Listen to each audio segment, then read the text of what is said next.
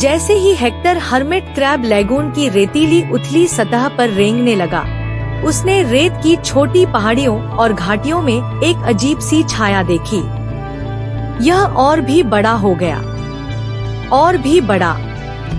क्या शानदार कैच है, लैरी ने नाव में अन्य लोगों को चिल्लाया। अब हमारे पास 100 से अधिक साधु केकड़े, 50 ताराम छली हैं, और कौन जानता है कि पालतू जानवरों की दुकान को कितने घोंघे बेचने हैं। आइए चलें और अपना कीमती सामान पहुंचाएं। लगभग एक सप्ताह बाद टैमी और जिमी अपनी मां के साथ एक नए प्लाजा में खरीदारी कर रहे थे जो अभी अभी उनके शहर में खुला था। यह एक अच्छा प्लाजा था जो एक छोटे से समुद्र तट, एक लैगून और बड़े नीले सुंदर महासागर के ठीक सामने बना था। उन्हें अपनी मां के साथ खरीदारी करना पसंद था, लेकिन आज मामला अलग था। सभी दुकानें नई थी और उनकी मां एक विशेष उपहार के लिए खरीदारी कर रही थी, और उन्होंने उनसे कहा था कि वे कुछ भी नहीं खरीद सकते। वे ऊबे नहीं थे, लेकिन वे खुश भी नहीं थे। जब वे चल रहे थे तो जिमी बुदबुदाया, एक और जूते की दुकान, ओह देखो, और अधिक कपड़े, बर्तन और धूपदान, बिल्कुल वही जो मुझे चाहिए। जिमी, टैमी ने कहा, आपकी शिकायत सुने बिना यह काफी कठिन है। आपसे ज्यादा मुझे यहाँ रहना पसंद नहीं है, लेकिन आप मुझे बड़बड़ाते हुए नहीं सुनते। आप अभी क्या कर रहे हैं? जिमी ने पूछा। उनकी माँ मुस्कुराई और दुकानों की भूल भुलैया में घूमती रहीं। हम लगभग वहाँ पहुँच चुके हैं, उसने कहा। लगभग कहाँ? टैमी ने पूछा। लगभग किसी अन्य जूते की दुकान पर, जिमी ने धुंधला कर दिया। वास्तव में, उनकी माँ ने कहा, मैं नई पालतू जानवर की दुकान के बारे में सोच रहा था। यह क्षेत्र में सर्वश्रेष्ठ माना जाता है। इसमें एक विशाल मछली घर है जिसमें सभी प्रकार की मछलियाँ हैं, यहाँ तक कि शार्क भी। वहाँ पक्षी, कुत्ते, बिल्लियाँ, छिपकलियाँ और बहुत कुछ है। यह लगभग एक चिड़ियाघर जैसा है। मैंने सोचा कि आप दोनों वहाँ कुछ समय बिता सकते हैं, जबकि मुझे वह विशेष उपहार मिल गया है। खैर, इससे सब कुछ बदल गया। टैमी और जिमी अब उत्साहित थे और पालतू जानवर की दुकान में जाने के लिए इंतजार नहीं कर सकते थे। जैसे ही वे अगले कोने में गए, वह वहीं था। एक विशाल दरवाजा जिस पर एक विशाल चिन्ह है, द अमेजिंग एनिमल एम्पोरियम। जैसे ही वे दरवाजे से गुजरे, उन्हें अपनी आंखों पर विश्वास नहीं हुआ। वहाँ स्टोर के ठीक बीच में एक एक्वेरियम था जो उनके द्वारा देखे गए किसी भी स्विमिंग पूल से भी बड़ा था। वे इधर उधर घूमे और पानी में झांक कर देखा और सभी प्रकार के जीव जंतु देखे। टैमी ने कहा, सभी जोकर मछलियों को देखो।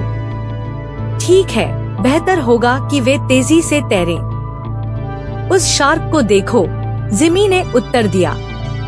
ओह, वे आश्चर्यचकित थे। ऐसा लग रहा था कि दुकान के ठीक बीच में हर प्रकार की मछलियाँ और समुद्री जीव थे। यह सचमुच एक अद्भुत पालतू जानवर की दुकान थी। आइए देखें यहाँ और क्या है, जिमी चिल्लाया जब वह खोजबीन के लिए चला गया। वे उन जानवरों को देखकर आश्चर्यचकित रह गए जो बिक्री के लिए थे, और प्रत्येक प्रकार के जानवर के पास अपना कमरा था।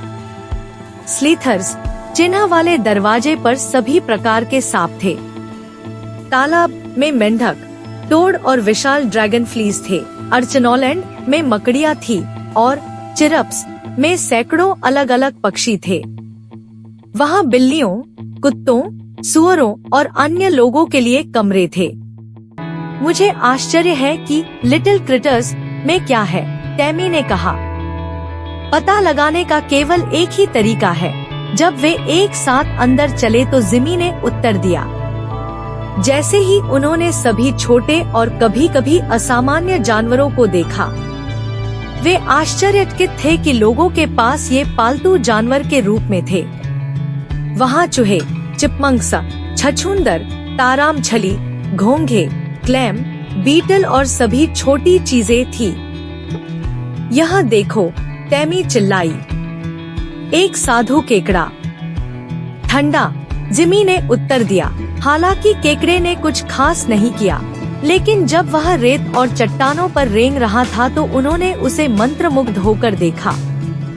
कभी कभी यह अपने खोल से बाहर आना शुरू कर देता है और फिर तेजी से वापस अंदर आ जाता है और अपने विशाल पंजे से अपना चेहरा ढक लेता है। वह अपने घर के लिए एक नए और बड़े घर की तलाश में है, उनकी माँ ने कहा। मुझे खुशी है कि मैं आप दोनों को ढूंढ सका। यह जगह बड़ी है।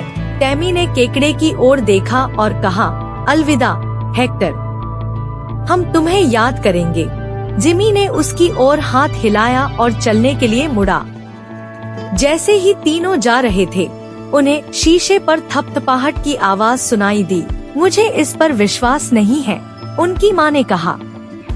वह केकड़ा तुम दोनों को अलविदा कह रहा है। मुझे लगता है कि हमें बस उसे खरीदना होगा और एक नया पालतू जानवर रखना होगा। अब मजा शुरू हुआ।